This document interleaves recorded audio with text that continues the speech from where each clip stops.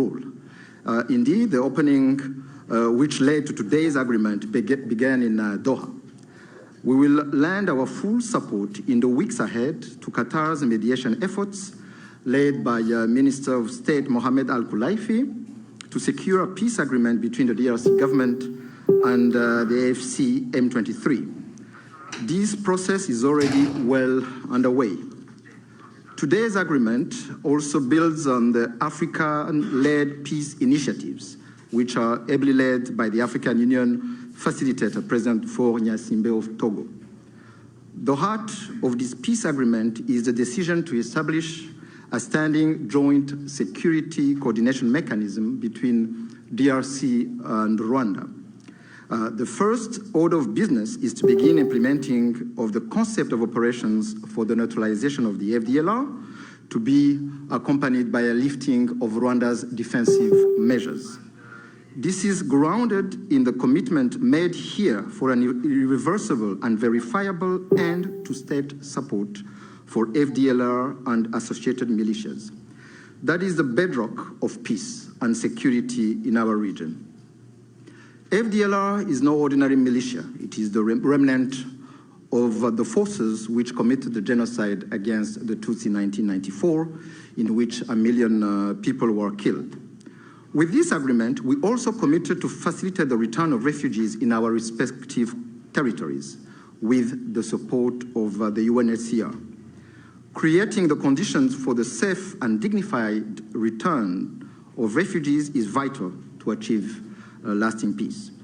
We also took to enhance economic cooperation, including with American companies and investors. Shared growth and cross-border cooperation will unlock tangible dividends for both our countries. We must acknowledge that there is a great deal of uncertainty in our region and beyond, because many previous agreements have not been implemented, and there is no doubt that the road ahead will not be easy. But with the continued support of the United States and other partners, we believe that a turning point has been reached. Rwanda stands ready to work with the DRC to deliver on our joint commitments. To conclude, allow me to once again express Rwanda's appreciation to all who have contributed to this milestone. Thank you.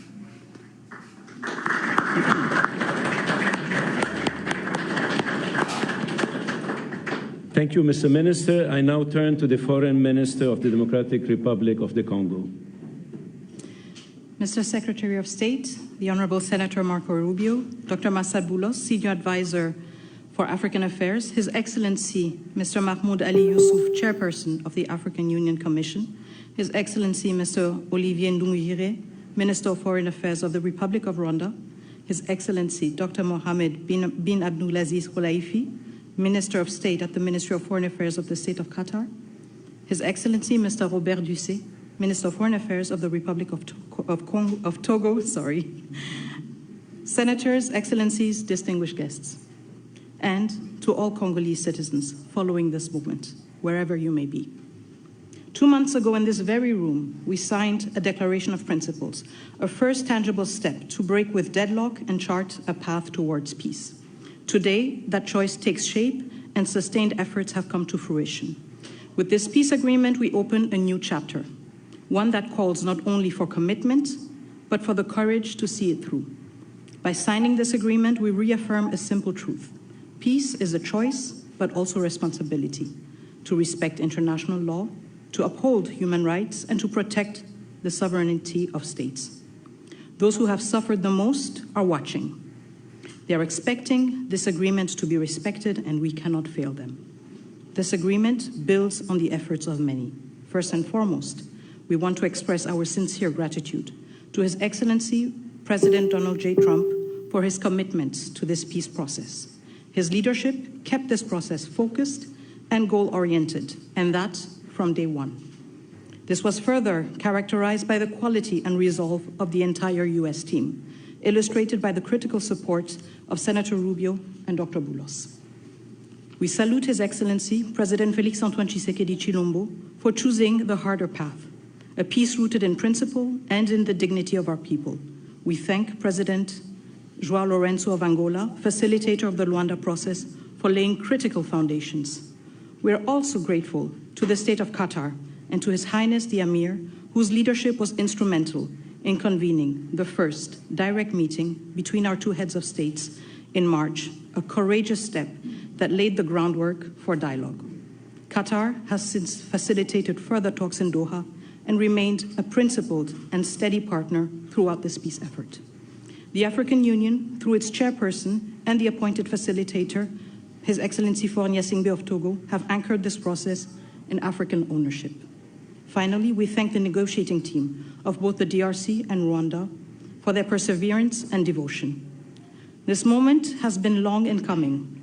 It will not erase the pain, but it can begin to restore what conflict has robbed many women, men, and children of: safety, dignity, and a sense of future.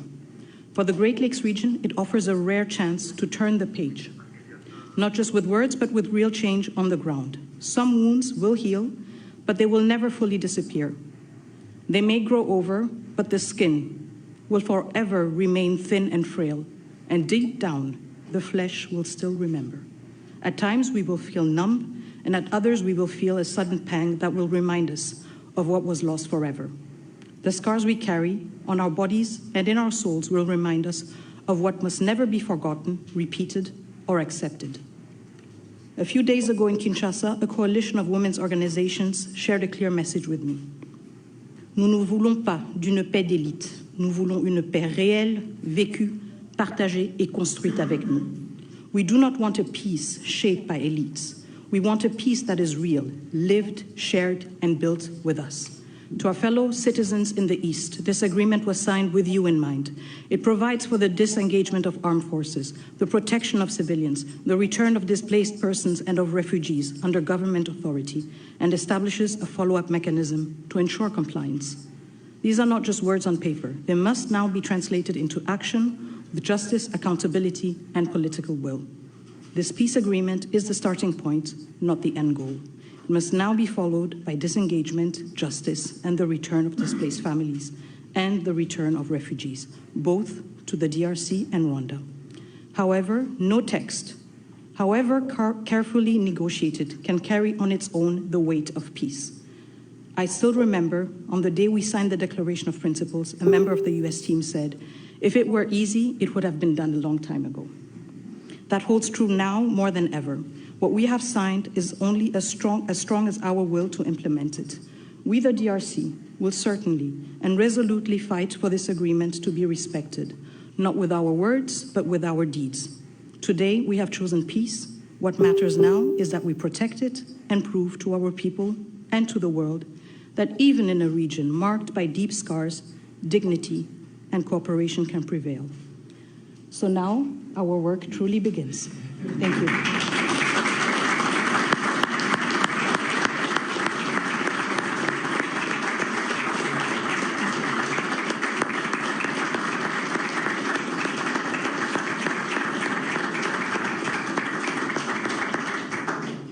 Thank you, Madam Minister. It's now my honor to invite the parties to sign the peace agreement to be witnessed by Secretary Rubio.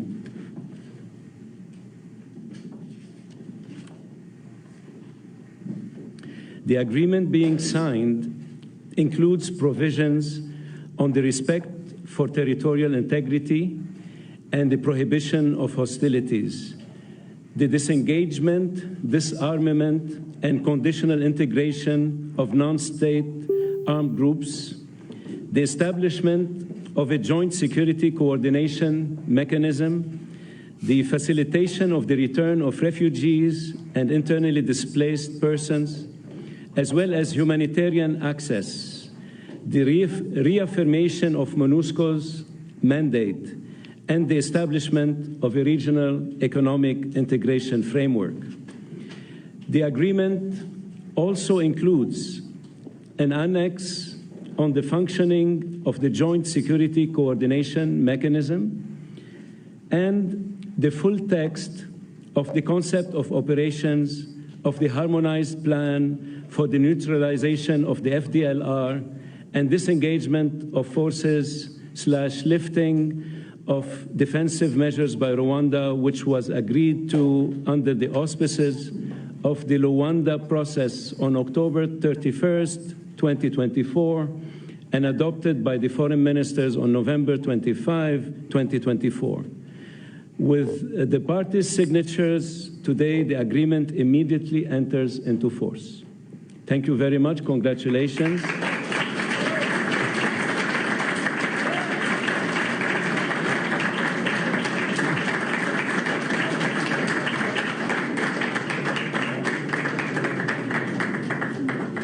This concludes the proceedings.